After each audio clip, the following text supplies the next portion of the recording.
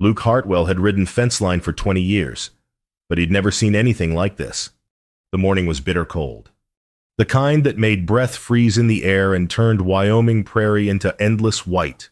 His horse picked its way along the northwestern boundary of his ranch, hooves crunching through snow crust. Luke's mind was on ordinary things, cattle counts, hay stores, the calving season coming in March. The sky hung low and gray, promising more snow by nightfall. Then he saw her, a small dark figure in the valley cemetery.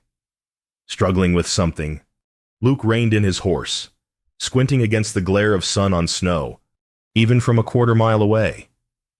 He could see the futility of what she was attempting. The ground had been frozen solid for 6 weeks. Nothing short of dynamite would break it now. He urged his horse forward, recognition dawning as he drew closer. Evelyn Hale, the widow who'd settled a hard-scrabble claim 2 miles east last autumn. He'd seen her in town once or twice, always alone, always with that look of fierce determination that came from having no choice but to be strong. She didn't hear him approach. The wind carried sound away across the empty prairie. Luke dismounted slowly, leading his horse the last 30 yards. That's when he saw the small pine coffin resting in the snow beside her. His chest tightened. Evelyn swung the shovel again, putting her whole body into it. The frozen earth yielded nothing. The blade rang against ground hard as stone, sending shockwaves up the handle that he could see jar her shoulders. She staggered, caught herself, raised the shovel again. "Ma'am," Luke said quietly. She spun around, shovel raised like a weapon. Her face was gray with exhaustion and cold. Dark circles shadowed her eyes. She'd been crying, but her tears had frozen on her cheeks. "I don't need help," she said. Her voice was hoarse, breaking. Luke looked at the tiny coffin, at the impossible earth, at her trembling hands. He stepped forward and gently took the shovel from her grip.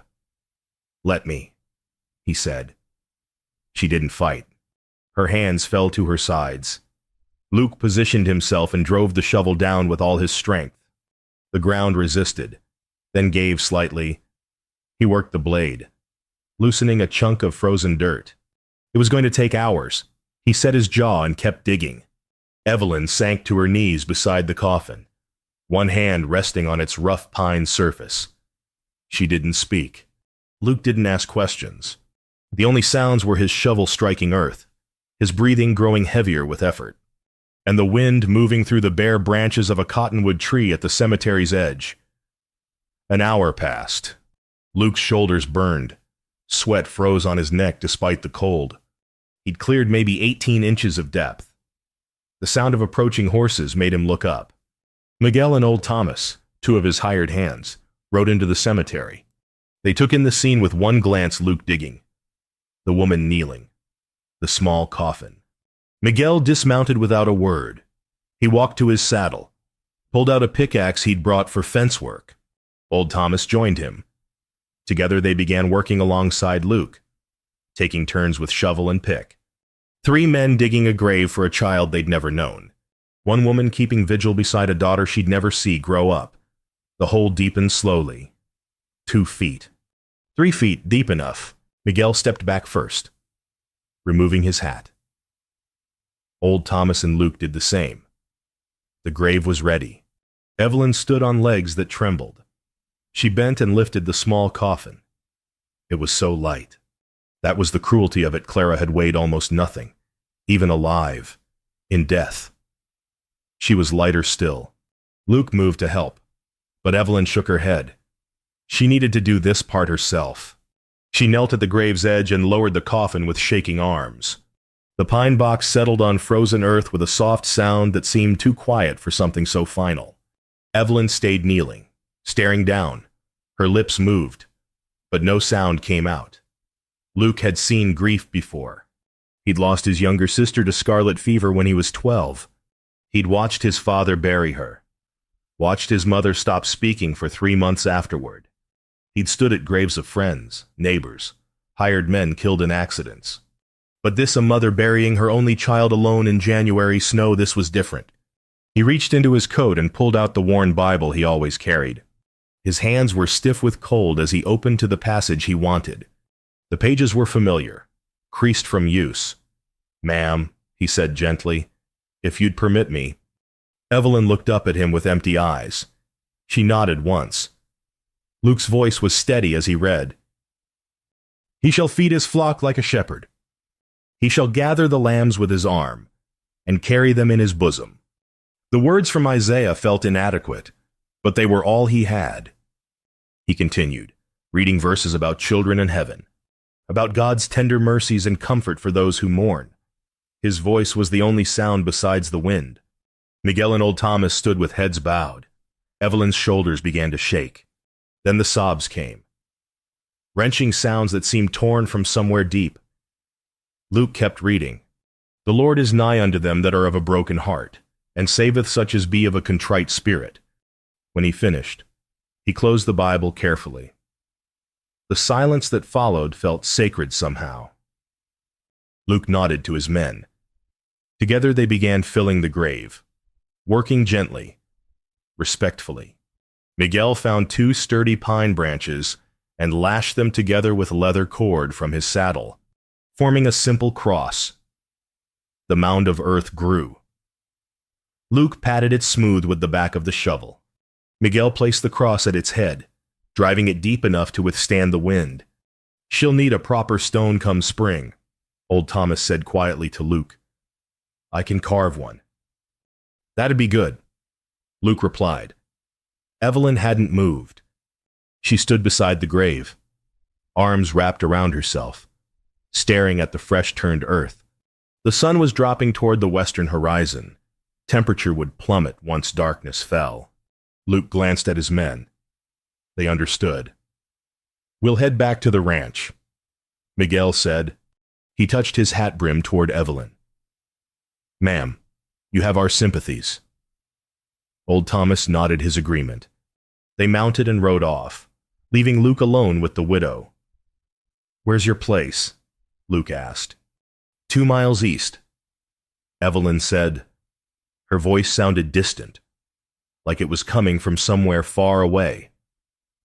"I'll follow you home. Make sure you get there safe." She turned to look at him. For a moment he thought she'd refuse. Then she just nodded and walked to her horse, tied to the cemetery fence. She mounted stiffly, moving like someone much older than her years. Luke swung onto his own horse and followed as she rode out of the cemetery. He kept his distance, not crowding her. The sun set behind them, painting the snow orange and pink. Evelyn rode with her back straight, but Luke could see her shoulders shake with silent sobs. Her cabin came into view, a small structure tucked against a hillside for wind protection. Smoke rose from the chimney. She must have left a fire burning before she came to the cemetery. Evelyn dismounted and went inside without looking back. A moment later, lamplight appeared in the window. Luke waited until he was certain she was safe. Then he turned his horse toward home, inside the cabin. Evelyn sat at her table without removing her coat. Her hands lay flat on the rough wood. She couldn't feel them. Couldn't feel anything. 3 days ago, Clara had been alive. Feverish, but alive.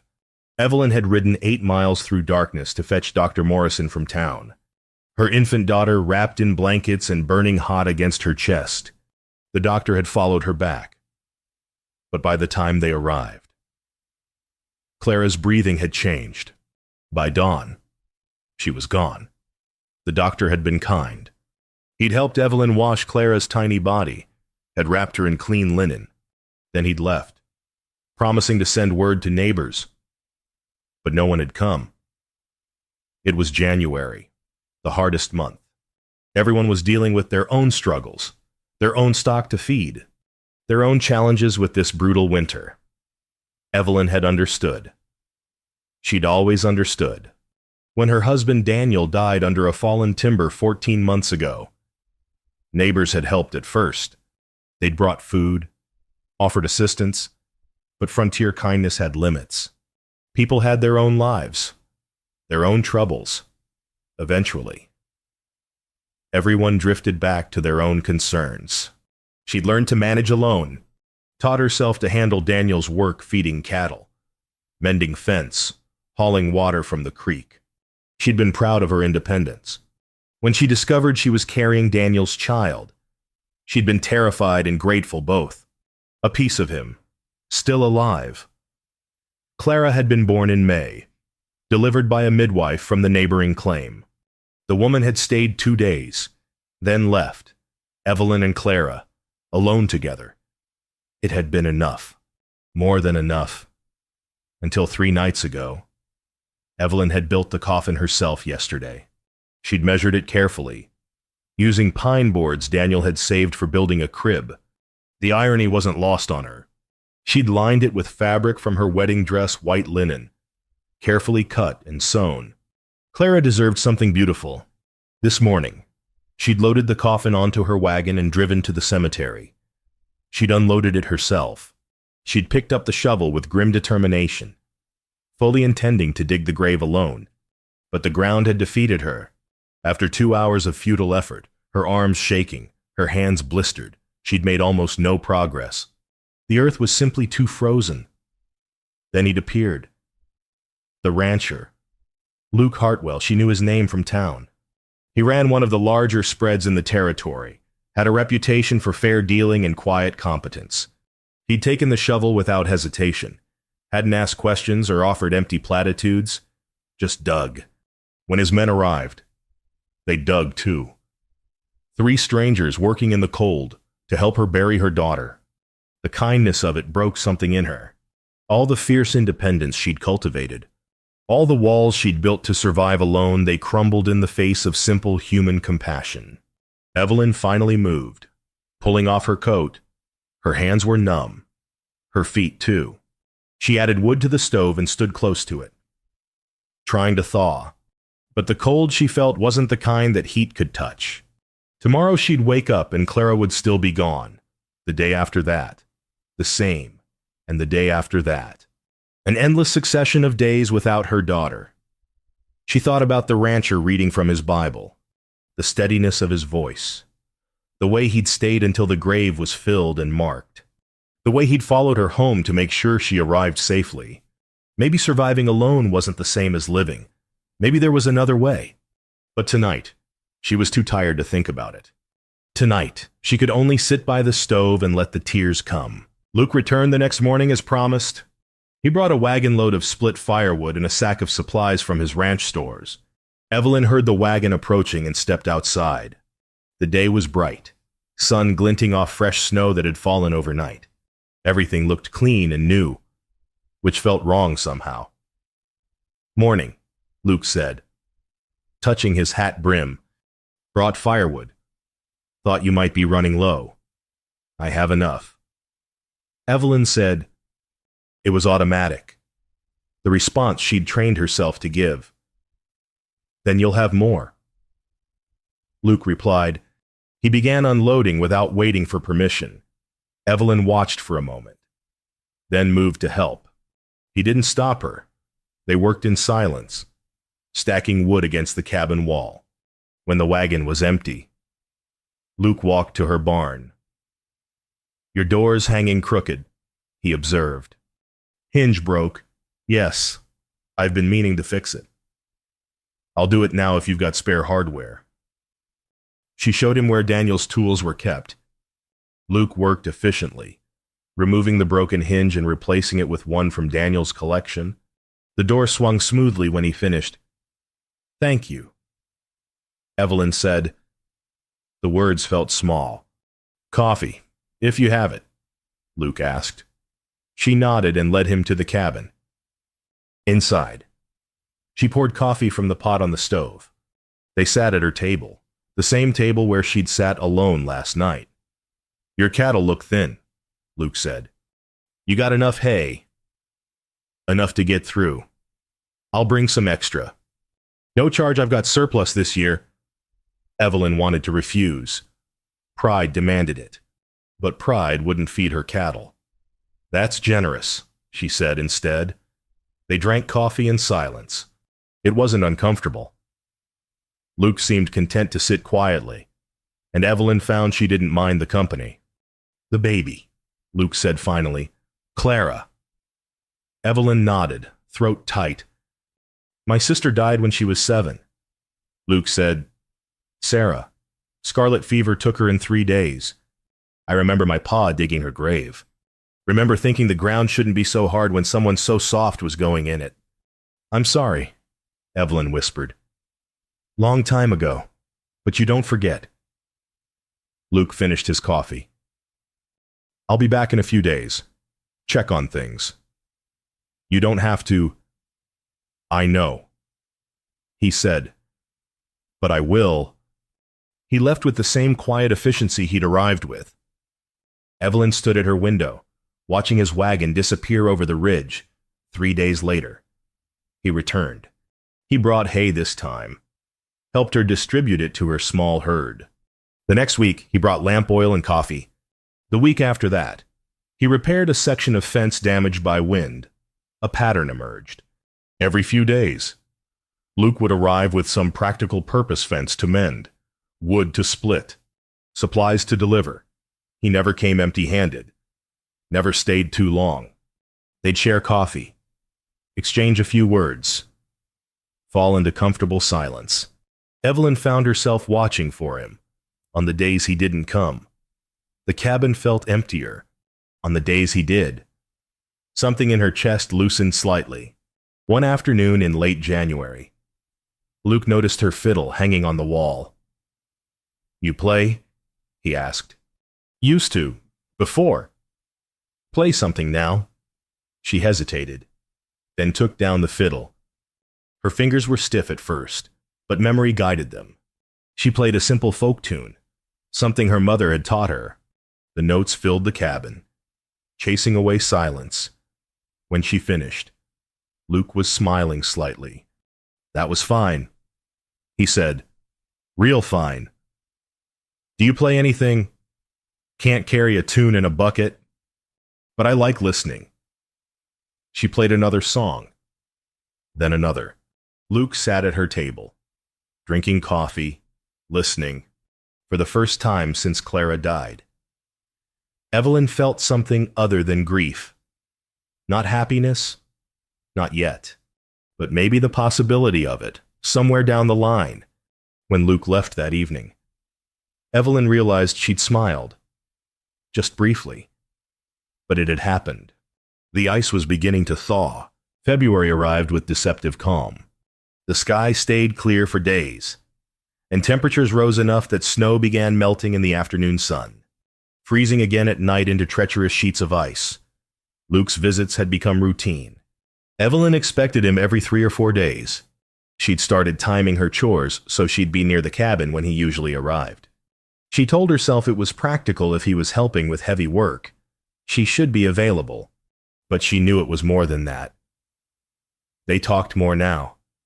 Small revelations, carefully offered. Luke told her about his ranch, about the horses he bred for mountain work. Strong stock that could handle Wyoming winters and steep terrain. It's what my pa started, he said one afternoon. They were mending harness in her barn, hands working leather while they talked. He had this idea that you could breed for cold tolerance, sure feet, steady temperament altogether. Most folks thought he was crazy. Was he? Little bit. But he was right too. Took 20 years, but we've got horses now that other ranchers come asking for. Evelyn found herself telling him about her life before Daniel died.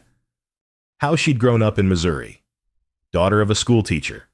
How she'd loved reading poetry, especially Whitman. Never read much poetry, Luke admitted. Don't have the schooling for it. Schooling doesn't matter. It's about feeling, not understanding. Read me some. She fetched her worn copy of Leaves of Grass and read aloud while they worked. Luke listened, hands stilling on the leather. When she finished, he was quiet for a long moment. Read that part again, he said, about the grass. She did. His face was thoughtful. That's about death being part of life. Isn't it? He asked. I think so. About how nothing's really lost, just changed. I like that, Luke said. It's a comfort. They worked in silence after that, but it was a companionable silence. Evelyn realized she'd told him things she hadn't spoken aloud since Daniel died. Luke had a way of listening that made words come easier. The next time he visited, she had fresh bread waiting. She'd baked it that morning, telling herself it was just practical, she needed bread anyway. But she'd used the last of her good flour and added honey she'd been saving. Luke noticed. "This is fine bread," he said. "Best I've had in months." "The men at your ranch don't bake. They try. Results are mixed." He grinned. "Miguel makes tortillas that could stop bullets. Thomas burns everything. Mostly we eat simple." Evelyn laughed. It surprised her. The sound of her own laughter. She'd forgotten what it felt like. "I could teach them," she offered. "If you wanted. They'd probably appreciate that. I know I would." The conversation shifted to easier topics: weather, cattle, the coming spring. But underneath ran a current of something else, something neither of them named but both felt when Luke left that evening. He paused at his wagon. "Evelyn," he said. It was the first time he'd used her given name. "I'm glad I rode past that cemetery back in January." "So am I," she said quietly. He nodded and drove away. Evelyn stood in her doorway longer than necessary, watching until his wagon disappeared. That night, lying in bed, she let herself think about possibilities, about what it might mean that a good man had started visiting regularly, about whether her heart could risk opening again. Clara's absence still ached, but Luke's presence had become something she looked forward to. The two truths existed together, grief and hope, side by side. Maybe that was how healing worked, not forgetting, but making room for something new alongside what was lost. The blizzard hit on February 15th. Luke saw it coming, a dark wall of clouds building in the northwest. The particular quality of light that meant heavy snow and high winds. He'd planned to check on Evelyn that afternoon anyway. The approaching storm made it urgent. He rode fast, pushing his horse harder than usual. The wind was already picking up, temperature dropping. By the time he reached Evelyn's place, the first flakes were falling. She was outside, struggling to drive her small herd of cattle toward the barn. The animals were spooked by the wind, scattering instead of gathering. Luke dismounted and moved to help without speaking. Together they worked, moving methodically, pushing the cattle into the barn. Snow was falling thick now, visibility dropping. The wind howled across the prairie, driving snow horizontal. They got the last cow inside just as the full force of the storm hit. Luke latched the barn door while Evelyn distributed hay. His horse whinnied nervously. "Bring him inside," Evelyn shouted over the wind. "There's room." Luke led his horse into the barn, unsaddled him, gave him feed and water. Through the barn walls, the wind screamed. Snow was already piling against the door. "Can't ride home in this," Evelyn said. It wasn't a question. "No." "I'll wait it out in the barn." "Don't be foolish. Come to the cabin." They ran from barn to cabin, bent against wind that tried to knock them over. Snow stung their faces, got in their eyes and mouths. Evelyn's door was only 30 yards from the barn, but they were both gasping when they got inside. Luke secured the door while Evelyn built up the fire. The cabin was small, one room with a loft. Luke saw her bed in the corner, Clara's empty cradle beside it. A wave of awareness hit him. They'd be alone together, possibly for days. "I can sleep by the fire," he said. "Won't be the first time." "There are blankets in the chest," Evelyn replied. She was being practical, treating this like any other situation requiring hospitality. But it wasn't any other situation, and they both knew it. The storm raged all day and through the night. Wind shook the cabin. Snow piled against the walls until they couldn't see out the window. Luke and Evelyn moved around each other carefully, maintaining polite distance in the small space. The second day was worse. The storm intensified. They were truly trapped now, surrounded by snow that had drifted higher than the windows. The world had shrunk to this one room. They played cards, read from Evelyn's books. Luke whittled while Evelyn mended clothes. They talked about safe things, weather, ranching, books. But that night, the careful distance broke. Evelyn woke crying. Luke heard it from his bedroll by the fire, harsh sobs that shook her whole body. He lay still, uncertain. But the sobs continued, growing worse. "Evelyn," he said quietly, "I'm sorry. I'm sorry." Her voice was muffled. Luke stood and moved to her bedside. In the dim firelight, he could see her sitting up, arms wrapped around herself. "Tell me," he said. "Tell me about her." And she did. Everything poured out: Clara's birth, the joy of it, the fear of raising a child alone, how Clara had started smiling at 2 months, how she'd reached for Evelyn's hair and grabbed it tight, the sound of her laugh, the weight of her in Evelyn's arms, the fever that came so sudden and burned so hot, the desperate ride for the doctor, the terrible moment when Clara's breathing changed. Luke sat on the floor beside her bed and listened. He didn't try to fix it or minimize it. He just listened. When her words ran out, he shared his own grief. His sister Sarah, 7 years old and full of life until scarlet fever took her in 3 days. His father, who never recovered, who worked himself into an early grave because grief was too heavy to carry. His mother, who grew silent and distant. "I learned young that loss changes you," Luke said, "but it doesn't have to destroy you." Does it get easier? It gets different. You make room for it. Learn to carry it. They talked until dawn, the storm still raging outside. In the darkness and isolation, defenses fell away. They were just two people who'd known loss, finding comfort in shared understanding. The third day, the storm began to break. Wind died down. Snow stopped falling. They could see sky again. Luke prepared to leave. He saddled his horse in the barn while Evelyn made coffee for the journey. When he came to the cabin for it, the air between them felt charged with something unspoken. "Thank you," Evelyn said, "for listening. Thank you for letting me stay." Their eyes met. Luke took a step toward her, then stopped. Whatever was building between them deserved time, deserved to develop naturally. Rushing it would dishonor what they'd shared. "I'll be back when the road's clear," he said. Evelyn nodded. Luke rode away without looking back. But he felt her watching from the window. That night, alone in his own cabin. Luke admitted the truth to himself.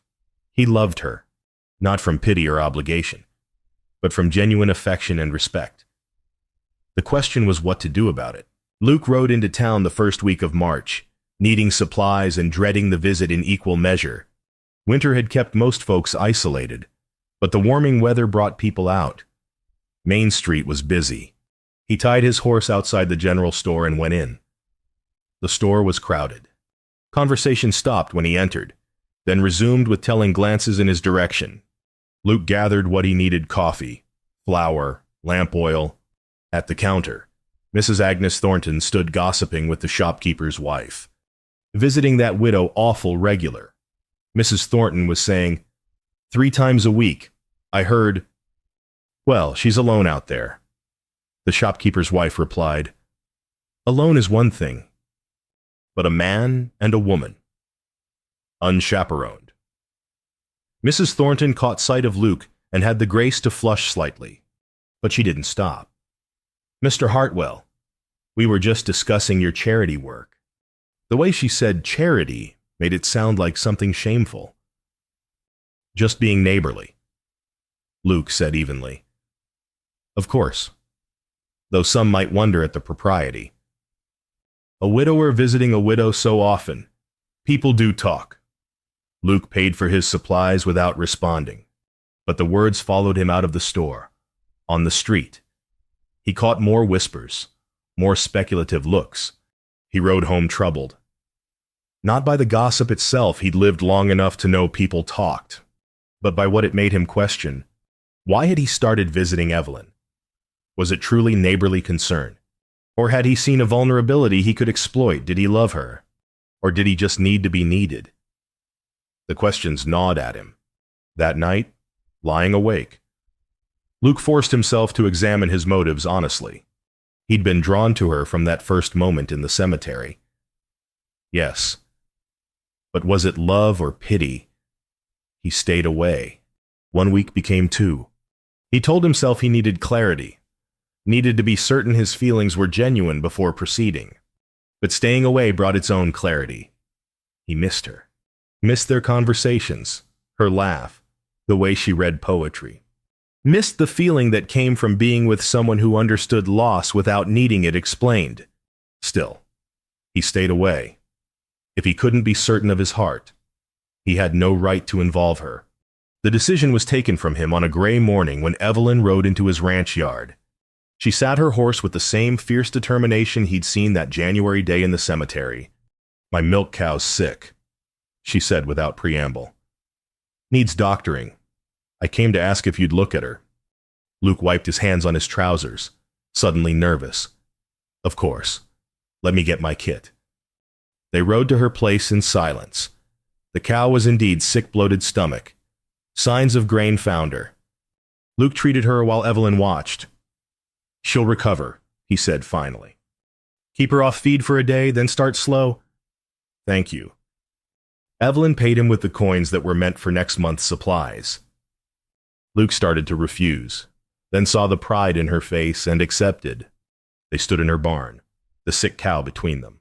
Everything that needed saying hanging unspoken in the air. "Why'd you stop coming?" Evelyn asked.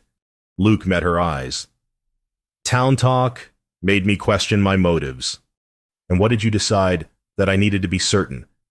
Certain I wasn't helping because it made me feel needed. Certain I wasn't taking advantage of my grief." Evelyn's voice was sharp. "My vulnerability." "Yes." She was quiet for a long moment. When she spoke, her voice was steady but cold. "I've survived my husband's death. I've survived my daughter's death. I've survived this winter alone. I don't need your charity. Mr. Hartwell, if you come back, it must be because you want to, not because you feel obliged, not because helping me soothes your conscience. If you can't be certain of that, then don't come back at all." She walked out of the barn. Luke stood there, the truth hitting him like a physical blow. She was right, and more, she deserved better than his doubt. He found her at the cabin door. "You're right," he said. "You deserve certainty. I need time to be sure I can give you that." Evelyn nodded once, her face carefully blank. "Then take your time." Luke rode away knowing he'd hurt her, knowing she'd wrapped her armor back around herself, but knowing too that she'd told him the truth if he came back. It had to be for the right reasons. Back at his ranch, Luke spent days in hard physical labor, working until exhaustion made thought impossible. But the questions followed him. Did he love Evelyn? Yes. Was it real love, grounded in respect and admiration, or was it something else? Something less worthy? The answer came on a bright morning when he found himself planning to tell her about the new foal born overnight. Found himself wanting to hear what she'd think about the fence repair at the north pasture. Found himself missing not just her presence, but specifically her thoughts, her voice, her particular way of seeing the world. He loved her. Not perfectly, not without questions, but genuinely. And she deserved to know. April came with warmth and mud and the smell of thawing earth. Luke saddled his best horse and rode toward Evelyn's claim with his heart hammering against his ribs. The prairie was transforming. Brown grass showed through melting snow. The first brave shoots of green pushed up where south-facing slopes caught sun. Overhead, geese flew north in ragged V formations, calling to each other. Evelyn's cabin came into view.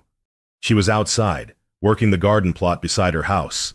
She'd cleared away winter debris and was turning earth with a spade, preparing for planting. Luke dismounted and tied his horse to the fence. Evelyn straightened when she saw him, one hand shading her eyes against the sun. She didn't smile, but she didn't send him away either. "Morning," Luke said. "Morning." He walked to the garden's edge, The earth was still cold but no longer frozen. Workable. The sight of it moved him. This same ground that had defeated them both in January was now yielding to her. Spade. I've been thinking. Luke said, about what you said. About certainty. Evelyn drove her spade into the earth and left it standing. She faced him fully, waiting. I love you, Luke said. The words came out plain and direct, not from pity, not from obligation. I love your strength and your stubbornness. I love how you read poetry and play fiddle. I love that you built a coffin for your daughter with your own hands because you wanted her to have something beautiful. I love how you don't need rescuing, but you're brave enough to accept help anyway. He took a breath. I know it hasn't been long since Clara died. I know you're still grieving. I'm not asking you to stop grieving or to rush into anything, but I wanted you to know my heart and to ask if when you're ready, if you're ever ready, you'd consider becoming my wife. The silence stretched. A meadowlark called from somewhere nearby. The wind moved through grass just beginning to green. Why now? Evelyn asked finally. Because spring's coming. Because life keeps moving forward whether we're ready or not. Because I'd rather tell you the truth and risk losing you than stay quiet and definitely lose you. Evelyn looked down at her garden plot, at the dark earth waiting for seeds. When she looked back up, her eyes were wet. I need to show you something, she said. She led him to the cemetery. They walked in silence, following the path that had become too familiar to both of them. The valley cemetery looked different in April winter-brown grass giving way to green, the cottonwood tree showing the first hint of leaf buds. Clara's grave had settled some over the winter. The wooden cross stood straight, weathered but solid. New grass was beginning to grow over the mound. Evelyn knelt beside it. Luke stood back, giving her space. Clara, Evelyn said softly. This is Luke, the man I told you about, the man who helped me when I couldn't help myself. Her voice broke slightly. I need to tell you something. Sweet girl, I'm going to keep living, really living, not just surviving. And that means letting myself love someone again. She was quiet for a moment, one hand on the grass covering her daughter.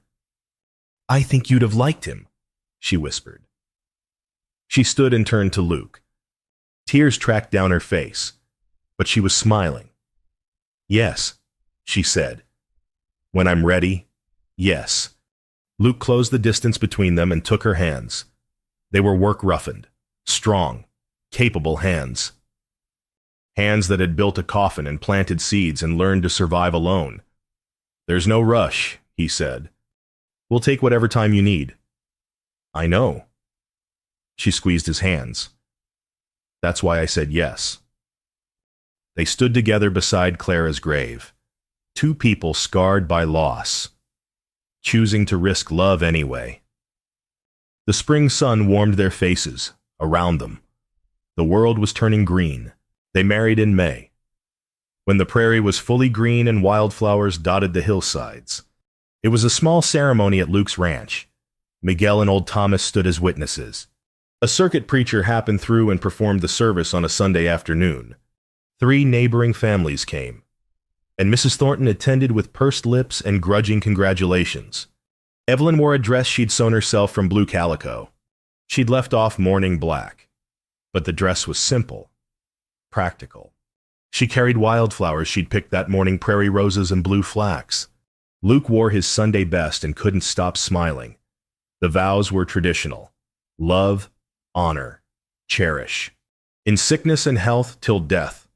The words felt weighty and true.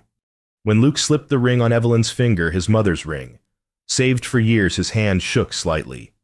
I now pronounce you man and wife. The preacher said. Luke kissed his wife. Evelyn's hands rested on his shoulders.